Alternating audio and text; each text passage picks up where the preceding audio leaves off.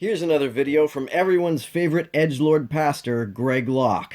Hey guys, Pastor Greg Locke here. Have you noticed how the new atheism has become so antagonistic? We hate a God that we don't even believe in. I don't think I've ever heard an atheist say they hate any God, but even if they did, one can express antipathy toward a concept without believing that the concept represents anything real. I hate Jar Jar. That in no way implies I believe that he exists. If you can't explain God, we're not going to believe in him. Listen, if I could explain God in a way that your 3-pound brain could contain it, then he wouldn't be worthy of your worship anyhow. I don't need you to fully explain your God, I just need you to coherently define your God, otherwise I'm not going to have any idea what it is you even want me to believe in. If something has to be altogether inconceivable to be worthy of worship, then nothing worthy of worship is capable of being worshipped. I don't know how to worship something if I don't have any concept of what it is I'm worshiping. And pray tell me, why is it that every time something bad happens, they blame it on a God that they don't even believe in? I never do that. And look, you really can't have it both ways. Just because there's storms and starvation and rape and murder does not mean that there's not a God.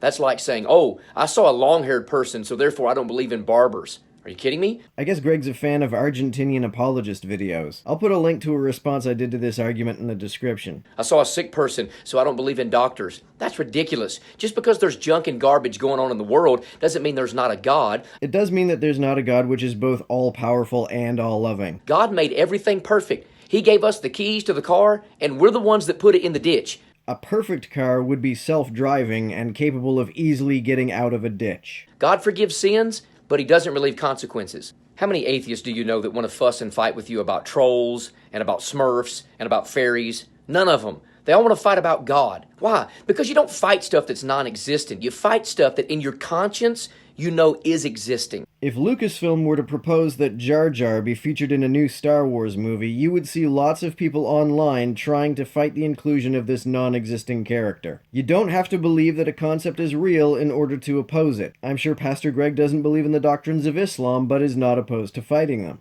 I'm here to tell you, you have no morality except for the God code that has been placed within you. Every man is born with the light of Christ. So at the end of the day, you can say you don't believe in God, but the truth is, God doesn't believe in atheists. Do you believe in atheists? If not, why are you fighting people that you don't believe exist? Checkmate, theist.